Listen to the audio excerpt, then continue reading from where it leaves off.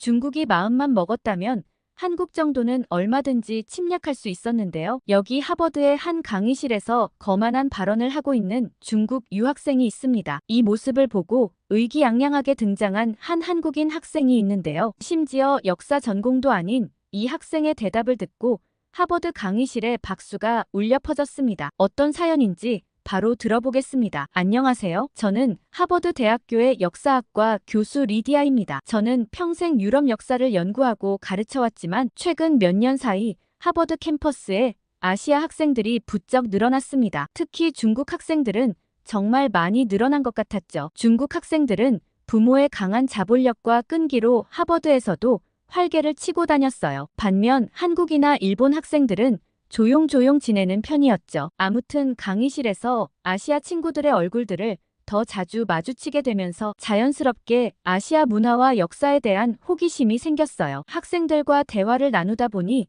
제가 몰랐던 동양의 풍부한 역사와 문화에 대해 알 수 있었죠. 그 중에서도 중국 학생 후란이 추천해준 삼국지는 제 마음을 사로잡았어요. 처음에는 그냥 가볍게 읽기 시작했는데 어느새 푹 빠져들고 말았습니다. 삼국지를 읽다 보니 아시아의 역사는 유럽 역사와는 또 다른 매력이 있더라고요. 삼국지 속의 복잡한 인간관계와 치열한 전략과 책략, 그리고 그 속에 담긴 동양의 철학까지 모든 것이 새롭고 흥미진진했어요. 어느 날 연구실에서 삼국지를 읽다가 문득 이 이야기의 현장을 직접 눈으로 보고 싶다는 생각이 들었습니다. 그래서 다음 학기 시작 전 잠깐 짬을 내 여행을 가봐야겠다고 생각했죠. 여행 준비를 하면서 대학 시절 함께 공부했던 한국인 친구인 지원이가 생각났습니다. 지원이 하면 고구마와 물김치가 생각나는데 지원이 부모님이 친구들과 나눠 먹으라고 항상 반찬을 넉넉하게 보내주셨거든요. 지원이는 김치와 먹는 게 베스트라고 했지만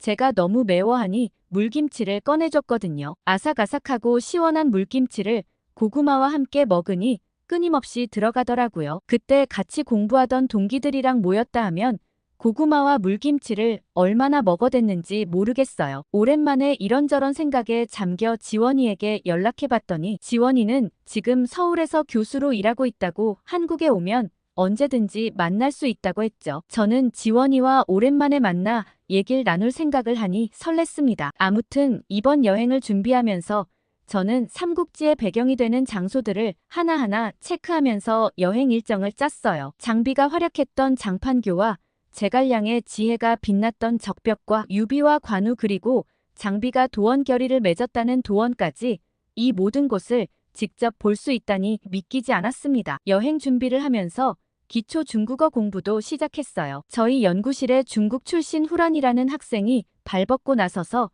저를 도와주었죠. 후란이의 도움으로 중국 문화에 대해서도 조금씩 알아갔습니다. 음식 문화부터 시작해서 현대 중국의 모습까지 중국은 생각보다 훨씬 대단하고 엄청난 나라라는 걸 깨달았어요. 후란이의 얘기를 들으면 미국보다 더 대단한 나라인 것 같다는 생각이 들 정도였죠. 후란이의 조국 사랑도 엄청났습니다. 자기 나라에 대한 자부심이 어마어마하더라고요. 드디어 여행날 아침이 되었고 저는 부푼 마음을 안고 공항으로 향했어요. 비행기 안에서도 삼국지를 꺼내 읽었습니다. 중국은 미국이나 유럽과는 전혀 다른 문화와 역사를 가지고 있기 때문에 여행의 모든 것이 새롭고 신선할 거라고 생각했죠. 하지만 중국 베이징 공항에 도착한 순간부터 저는 예상치 못한 어려움에 직면했습니다. 스마트폰을 켜자마자 익숙한 앱들이 하나도 작동하지 않는 걸 발견했어요. 구글과 페이스북 그리고 인스타그램까지 모두 접속이 불가능했습니다. 여행지에서는 늘 구글 지도를 활용해 길을 찾는데 제 휴대폰에 무슨 문제가 생겼나 싶었습니다. 얼마 전 삼성 휴대폰으로 바꿨는데 삼성 휴대폰이 먹통일 리가 없잖아요. 저는 너무 당황해서 공항 안내 데스크로 향했어요. 안내 직원에게 구글이 켜지지 않는다고 물어봤더니 돌아오는 직원의 대답은 당황스러웠어요. 공항 안내 직원이 열심히 대답했지만 전혀 알아들을 수 없었거든요. 안내 직원은 분명 영어를 사용하는 느낌이었는데 중국인 특유의 성조를 영어에 마음대로 적용하는 바람에 제 귀에는 도저히 무슨 말인지 알아들을 수 없겠더라고요. 하는 수 없이 직원이 내민 번역 어플을 켜서 얘기할 수밖에 없었어요. 그런데 문제는 그 다음이었습니다. 중국어는 타자를 치기 어려워 녹음한 내용을 그대로 번역하는 시스템을 갖추고 있었는데 그래서 그런가 번역이 매끄럽지 못했어요. 몇몇 단어가 빠져서 입력되는지 도통 이해할 수가 없었죠. 저와 소통이 안 되자 안내 직원은 제 휴대전화를 가져가서 그냥 어플을 직접 깔아주고는 알아서 해보라는 듯 제게 내밀었어요. 저는 직원이 깔아준 중국 어플로 검색을 하고 나서야 무슨 일인지 이해가 가더라고요. 중국에서는 중국이 개발한 자체 앱 외에는 사용할 수 없다고 나와 있더라고요. 그런데 저는 좀 의아했어요. 후라니가 말했던 중국의 모습과는 좀 다르다고 느꼈습니다. 후라니는 세계화에 발맞춰 중국에서는 다양한 정책을 펼치고 있다고 주장했는데 이런 어플 하나조차 마음대로 쓰지 못하게 하다니 이상하게 느껴졌거든요. 이건 세계화가 아니라 국민들을 철저히 감시하고 통제하는 시스템이 아닌가 싶었습니다. 그렇게 겨우 중국 전용 어플을 설치하고 난 다음 호텔로 향하는 길에 또 다른 난관에 부딪혔습니다. 버스에 오르려는데 갑자기 누군가가 저를 불러 세웠어요. 저는 깜짝 놀랄 수밖에 없었습니다. 그 사람은 바로 경찰이었거든요. 중국 경찰은 제게 여권을 보여달라고 요구하더니 캐리어를 풀어 짐 검사를 하겠다고 했습니다. 방금 공항 보안 검색대를 통과했는데도 갑자기 제게 이렇게 하는 이유를 알 수 없었어요. 처음엔 외국인이라 특별 검사를 받는 줄 알았지만 이런 검사는 한 번으로 끝나지 않았어요. 목적지에 도착할 때까지 3번이나 반복됐습니다. 지치고 답답한 마음을 감출 수 없었어요. 나중에야 알게 됐지만 이는 반간첩법 개정 때문이었습니다. 반간첩법은 중국 정부가 자국 안보 강화를 목적으로 만든 법인데 법의 대상이 중국 내 유학생이나 심지어 관광객까지도 그 대상이 될 수 있었어요. 반간첩법을 위반하면 즉시 추방되고 10년 이내로 중국으로 입국할 수 없는데 추방되는 건 차라리 다행이었습니다. 자칫 잘못해 구속되면 이유를 알지 못한 채 몇 년을 갇혀 있어야 했어요. 저는 솔직히 천만다행이라고 생각했습니다. 이번 개정된 반간첩법에서는 관광지에서 아무 의미 없이 찍은 사진이나 특정 기사에 대한 검색까지도 간첩행위로 볼 수 있었거든요. 겨우 호텔에 도착해서야 한숨 돌릴 수 있었어요. 그때까지만 해도 이젠 중국을 즐길 일만 남았다고 생각했습니다. 그렇게 저는 긴 비행과 반복되는 보안 검색에 지쳐 우선 뭐라도 먹어야겠다고 생각하고 짐만 대충 풀어놓고는 바로 밖으로 나왔습니다. 호텔에서 가장 가까운 중국 음식점에 들어갔죠. 여행 와서 먹는 첫 끼라 정말 기대가 가득했어요. 그런데 제게 문제가 한 가지 생겼습니다. 메뉴판을 도저히 읽을 수가 없었죠. 제가 배워왔던 중국어도 솔직히 무용지물이었습니다. 중국 사람들은 말이 너무 빠르고 급해 초보자인 제가 알아듣기에 굉장히 어려웠거든요. 평소라면 구글을 이용해 사진을 찍어 번역을 했겠지만 구글이 되지 않았기 때문에 별 수 없었어요. 주변 테이블을 두리번거리다가 그나마 제일 나아 보이는 음식을 손으로 가리켜 주문을 할 수밖에 없었죠. 그렇지만 워낙 긴 비행 시간을 지내온 터라 배가 고팠기 때문에 저는 뭐든 맛있을 거라 생각했어요. 그런데 먼저 시킨 음료수가 나왔고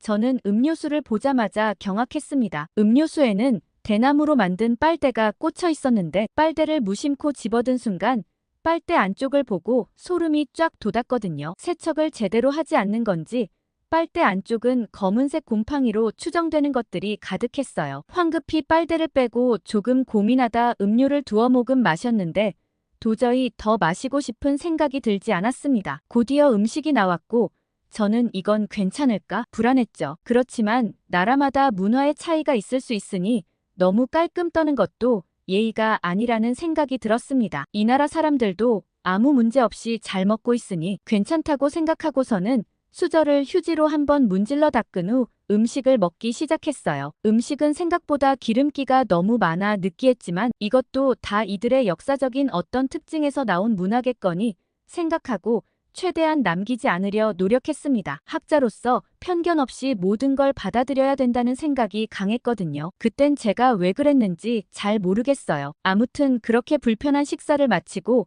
겨우 결제를 하고 나올 수 있었어요. 호텔에 가기 전 밥도 먹었겠다. 공원이나 한 바퀴 걷고 들어가야겠다고 생각했어요. 내일은 다른 지역으로 이동해 본격적인 삼국지 투어를 해야 하기 때문에 체력을 아껴야겠다고 생각했거든요. 그런데 걸은 지 5분 정도 지나서였을까요? 갑자기 제 배에서 꾸르륵거리는 신호가 왔습니다. 저는 본능적으로 아까 먹었던 음식 때문이라는 걸 알 수 있었어요. 화장실을 찾아야겠다는 생각으로 주변을 급히 돌아봤는데 다행스럽게도 멀지 않은 곳에서 화장실을 찾을 수 있었습니다. 유럽이나 미국은 화장실을 찾기도 어려운데 중국은 참 잘 되어 있다고 생각했죠. 그런데 저는 화장실 주변에 도착해서 제 눈을 의심할 수밖에 없었습니다. 정작 중국인들은 화장실이 아니라 화장실 주변 길에서 볼일을 보는 게 아니겠어요? 순간 너무 당황해 배가 아픈 것도 잊을 정도로 큰 충격을 받았습니다. 사람들이 거리에서 아무렇지 않게 용변을 보다니 제 눈으로 보면서도 믿기지 않는 광경이었어요. 화장실을 들어가는 제가 오히려 이상하다는 듯 쳐다보는 눈빛을 느끼며 저는 화장실에 들어갔습니다. 화장실에 들어가자마자 저는 왜 그들이 길에서 용변을 보는지 어렴풋이 이해할 수 있었어요. 화장실은 그야말로 아비규환이었습니다. 악취가 코를 찔렀고 위생 상태는 최악이었어요. 문이 제대로 달려있지도 않을 뿐더러 너무 더러워서 쓰고 있는 지금도 정신이 아득해지는 것 같아요. 도대체 청소는 언제 했는지 알 수도 없을 정도였고 저기서 볼일을 보느니 차라리 나가서 하는 게 나을 수 있겠다는 생각까지 들었죠. 저는 믿을 수 없는 역겨운 풍경에 구역질까지 나오려고 했어요. 제가 금방 다시 밖으로 나오자 밖에서 볼일을 보던 중국인들은 그럴 줄 알았다는 눈빛으로 히히덕댔어요. 저는 차마 저들처럼 길에서 해결할 수 없어 최대한 젠걸음으로 호텔로 향했습니다. 방에 들어와서야 겨우 볼일을 볼 수 있었는데 뭔가 단단히 문제가 생긴 것 같았어요. 비상약으로 챙겨온 배탈약을 하나 먹고 그대로 침대에 쓰러지듯 누웠죠. 아까 마셨던 음료가 문제였는지 음식이 문제였는지 분명 그것 때문일 거라 생각하고는 약 먹고 좀 쉬면 나을 거라 생각했어요. 하지만 다음날 아침 저는 심한 복통을 느끼며 잠에서 깼어요. 어제보다 통증은 점점 더 심해졌고 뱃속이 비틀어지는 느낌이 들었습니다. 어쩌면 식중독일까 싶은 생각도 들었죠. 저는 대충 옷을 챙겨 입고 병원에 가야겠다고 생각했어요. 하지만 여기서 또 다른 문제에 봉착했습니다. 택시기사에게 병원으로 가자고 말하는 것조차 쉽지 않았거든요. 중국 사람들은 기본적인 영어 단어도 알아듣지 못했고 제가 배운 중국어로 설명을 하려 했지만 중국의 성조가 틀렸는지 도통 이해를 못했거든요. 한참을 기사와 씨름한 다음 겨우 병원에 도착했지만 의사와의 소통은 더욱 어려웠습니다. 제 증상을 설명하는 데만 1시간이 넘게 걸렸거든요. 의사는 심한 식중독 증상이라고 진단하는 듯 했어요. 아무래도 제게 문제가 될 만한 것은 어제 저녁밖에 없었으니까요. 그렇게 링거를 맞고 약을 처방받아 호텔로 돌아와 누워 있었어요. 원래라면 오늘은 다른 지역으로 이동할 예정이었지만 몸이 안 좋아 여행은 시작도 하지 못하고 있었죠. 그때 지원이로부터 연락이 왔습니다. 저는 제 상황을 설명했고 지원이는 걱정하기 시작했어요. 한국에 같이 있었다면 도움을 줄 수 있었을 텐데 중국이라 그러질 못한다며 안타까워 하더라고요. 그런데 문제는 병원을 다녀왔는데도 증상은 쉽게 가라앉지 않았습니다. 게다가 약을 먹으려면 밥을 먹어야 했는데 도저히 밖에서 밥을 사 먹기가 두려워졌어요. 그렇게 저는 호텔방에 누워 있으면서 이 여행이 과연 잘한 선택이었는지 의문이 들기 시작했습니다. 저는 이대로 중국에 있는 게 의미가 있을까 싶었고 여행을 제대로 즐길 수 없을 뿐더러 몸이 상할 것 같다는 느낌이 들었습니다. 결국 저는 중국 여행을 포기하고 한국행 비행기의 예약을 앞당겼어요. 여전히 배가 아프고 힘들었지만 중국을 벗어나야 한다는 생각이 강했기 때문에 시름시름 앓으면서도 비행기에 올랐습니다. 비행기에 오르면서 삼국지의 발자취를 한번 따라가 보겠다던 계획이 물거품된 것에 대해 너무 아쉽다는 생각이 들었지만 비위생적인 음식점과 화장실을 떠날 수 있다는 것에 대한 안도감도 컸어요. 만약 중국에서 다 낫는다고 하더라도 또다시 그런 음식점과 화장실을 계속 마주할 텐데 그대로 여행할 수는 없다고 생각했거든요. 한국행 비행기는 한국 국적기로 승무원 대부분이 한국 사람들이었습니다. 사실 하버드에서 한중일 세 나라의 학생들을 처음 봤을 땐 서로 꽤 비슷하다고 생각했는데 저는 학생들을 가까이 하며 그들 사이에 엄청난 차이가 있다는 걸 발견할 수 있었어요. 세 나라 중 압도적으로 키가 크고 비율이 좋은 나라는 한국인들이었어요. 제 친구 지원이만 그런 줄 알았는데 대체적으로 한국인들은 다들 그렇더라고요. 대화하는 걸 봐도 한국어는 조용조용하고 기품이 있어 우아한 언어라 느껴졌죠. 그리고 가장 트렌드에 맞는 세련된 옷차림을 하는 것도 한국인이었습니다. 평소 학생들을 많이 봐왔기 때문에 승무원들이 한국 사람들이라는 것도 단박에 알아차릴 수 있었죠. 제가 몸이 불편해 보였는지 한국 승무원이 다가와 제 상태를 물었습니다. 저는 식중독인 것 같은데 약을 먹고 있고 아직 몸 상태가 좋지 않다고 하자 승무원은 고개를 끄덕이며 돌아갔어요. 저는 승객의 상태를 체크하는구나 싶어 세심하다고 느꼈죠. 그런데 승무원이 돌아와 건넨 물건에 저는 깜짝 놀랐습니다. 제게 따뜻한 차와 담요를 가져다 주더라고요. 그러면서 불편함을 느끼시면 언제든지 말씀해달라며 비행 내내 최대한 편하게 가실 수 있도록 돕겠다고 얘기했습니다. 그러면서 제안한 얘기에 저는 눈물이 날 뻔했어요. 비건 손님을 위한 중 메뉴가 기내식으로 준비되어 있는데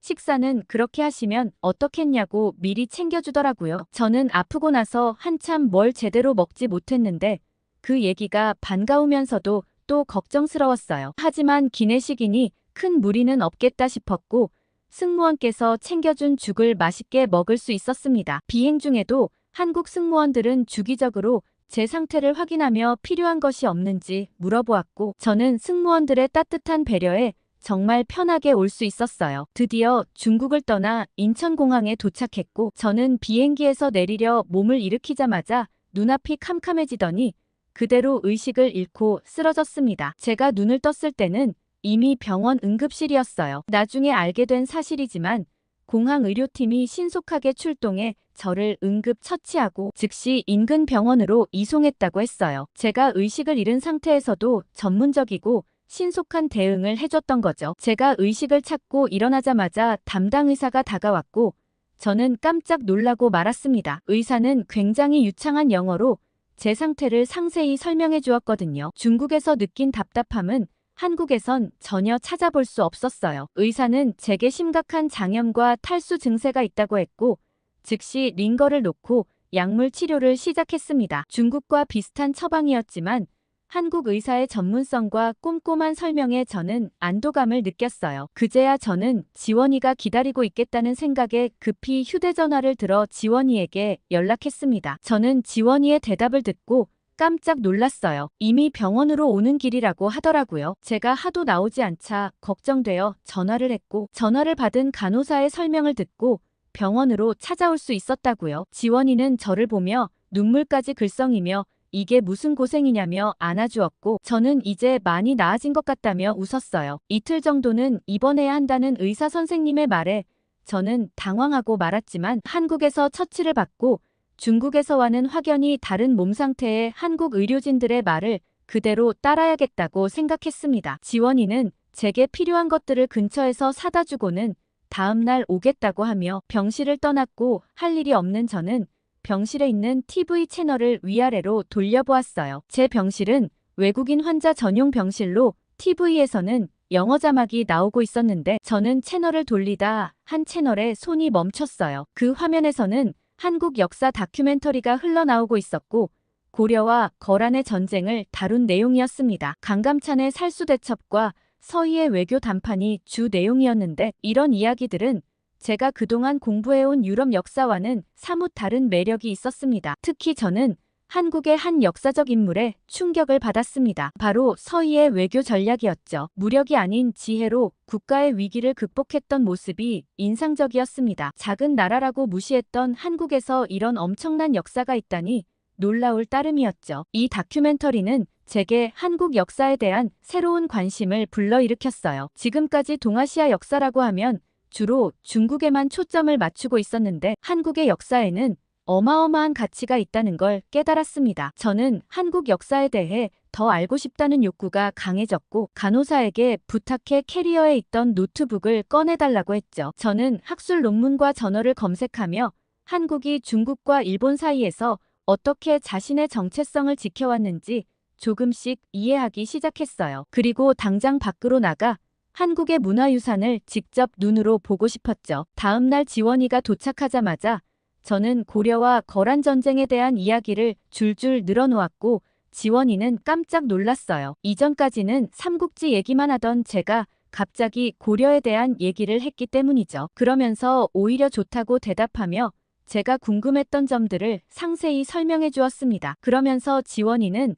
한국의 전쟁법에 관심이 생겼다면 남한산성을 한번 가보자는 얘기를 꺼냈고 저는 당장 내일 퇴원하자마자 그쪽으로 가자고 대답했어요. 그러더니 지원이는 이제 하나도 안 아프냐고 물었고 저는 그제서야 깜짝 놀랐어요. 한국에서 치료를 받고 이렇게 금세 나아지다니 저 스스로도 놀라웠거든요. 한국 의료진들이 대단한 것 같다고 웃어 보였습니다. 그렇게 지원이와 내일 만나기로 약속하고서는 병실에서 이번엔 조선시대의 전쟁사에 대해 살펴보았습니다. 그러면서 저는 조선이라는 나라의 위대한 업적에 대해 매료되고 말았죠. 퇴원 후 저는 지원이의 제안으로 남한산성을 방문하게 되었어요. 아침 일찍 산성에 도착했을 때 그 웅장함에 압도되었습니다. 성벽을 따라 걸으며 지원이는 한국 산성의 독특한 특징들을 설명해 주었어요. 이 산성은 단순한 방어 시설이 아니야. 전시의 주변 백성들을 모두 수용할 수 있는 구조로 되어 있지. 지원이의 말에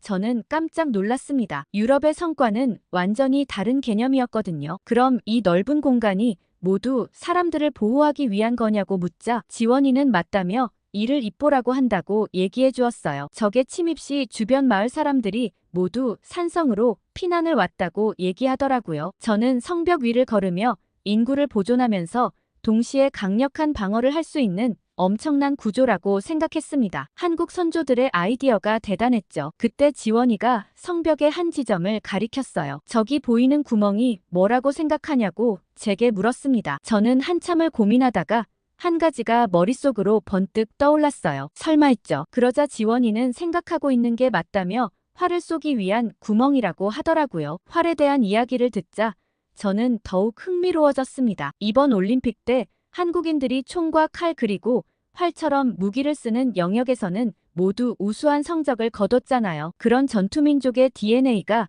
지금까지도 이어져 오고 있다는 생각이 들었고 감탄스러웠습니다. 지원이는 한국의 활 사용이 얼마나 뛰어났는지 설명해 주었는데 저는 그 설명을 듣고 깜짝 놀랐어요. 한국은 중국과의 전쟁에서 100대 1의 교환비를 목표로 했다고 했는데 그 뜻은 아군 1명이 죽을 때 적군 100명을 죽이는 거라고 설명하더라고요. 최소한의 희생으로 최대의 효과를 내는 전략이었죠. 저는 그런 목표가 가능한 건가 싶어 선뜻 상상이 가지 않았습니다. 한국 선조들은 도대체 활을 얼마나 잘 쓰나 싶어 우러러 보게 되더라고요. 그런데 저는 이게 비록 과거에만 그치는 일이 아니라는 걸 듣고 또 한 번 기겁할 수밖에 없었어요. 지원이는 한국 사람들에겐 이런 민족의 뛰어난 정신이 그대로 이어져 오고 있다고 했죠. 그 증거로 제시한 이야기를 듣고 저는 고개를 끄덕일 수밖에 없었습니다. 지원이는 1992년 LA 흑인 폭동 때 일어난 루프탑 코리안 사건을 아냐고 제게 물었고 놀라운 이야기를 들려주었어요. 흑인 폭동으로부터 자신들의 가게를 지키기 위해 한인들이 옥상에서 총으로 대응했다고 하더라고요. 이것도 일종의 현대판 산성 전략으로 높은 곳에서 방어하는 한국인들의 전략적 사고는 이미 깊이 뿌리 박혀 있다는 생각이 들었습니다. 그런데 하나 궁금한 점이 생겼습니다. 한국은 영토도 인구도 적은데 어떻게 중국과 일본 사이에서 살아남았냐고 말이죠. 아무리 전술과 전략이 뛰어나도 쉽지 않을 거라 생각했거든요. 그런데 지원이의 대답을 듣고 오히려 무서운 느낌도 들었습니다. 한국이 결정적으로 중국과 일본 사이에 살아남은 이유는 한국인들의 위기 대응 능력 때문이라고 설명했어요. 한국인들은 평소엔 개인주의적이지만 위기 상황에서는 놀라운 단결력을 보여준다고 했죠. 저는 지원이의 말을 듣고 바로 떠오르는 예가 생각났습니다. 코로나 때 한국인만큼 방역 지침을 철저하게 지킨 나라는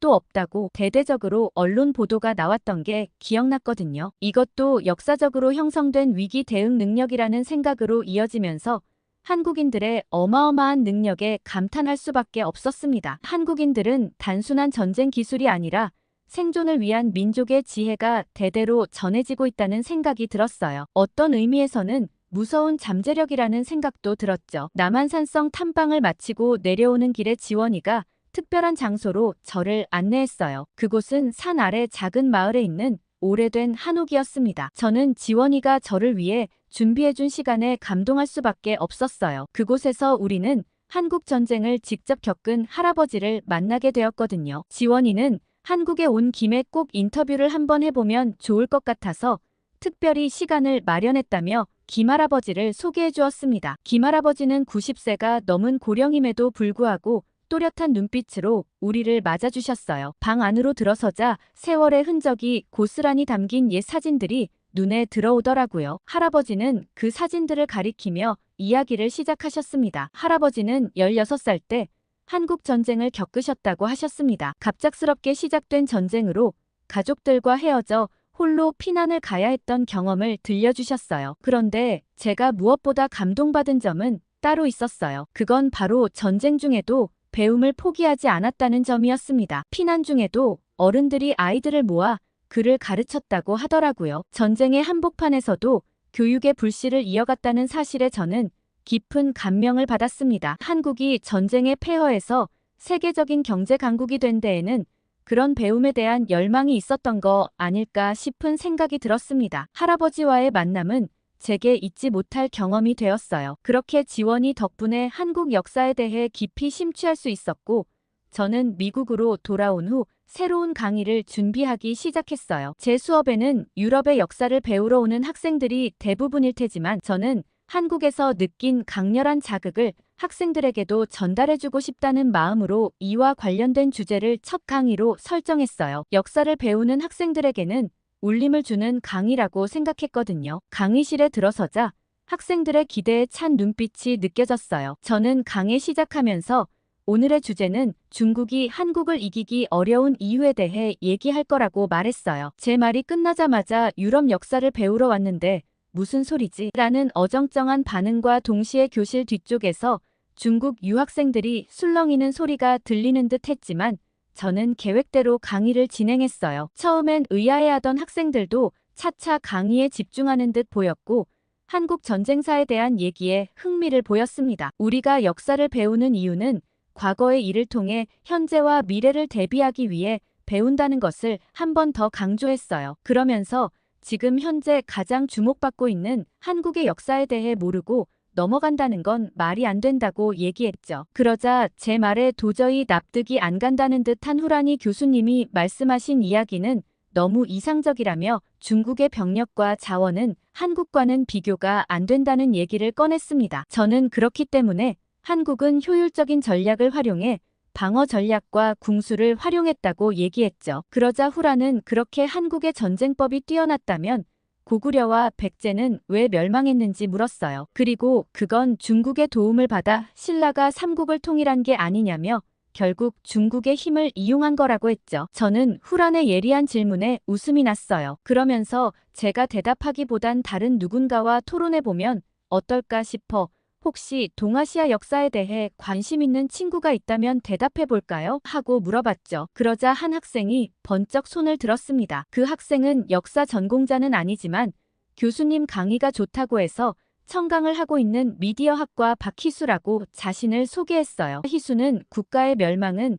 단순히 전쟁법만의 문제는 아니라고 설명하며 정치나 사회적 요인도 크게 작용한다고 얘기했어요. 특히 고구려와 백제의 멸망은 정치 사회적 요인이 컸고 특히 중국과 국경을 맞닿아 있는 고구려가 오랫동안 중국의 침략을 막아낼 수 있었던 건 이런 전략적인 요인이 크다고 설명했습니다. 그리고 결정적으로 신라는 당나라의 도움을 받은 것은 맞지만 당나라와의 전쟁을 통해 추후에 독자적인 지위로서의 한반도 통일을 이뤄냈기 때문에 의미가 있는 것이라는 설명을 덧붙였죠. 자기 나라의 역사를 굉장히 정확하게 잘 알고 있는 희수의 대답은 날카로웠습니다. 그러자 후라는 중국이 한국을 정복하지 못한 것은 단순히 관심이 없어서일 뿐이었다며 중국이 마음만 먹었다면 언제든지 할 수 있었다고 얘기했습니다. 후란의 거만한 발언에 강의실 분위기는 고요해졌어요. 그러자 희수는 오히려 여유로워 보였습니다. 잘 알고 하는 소리인지 모르겠다며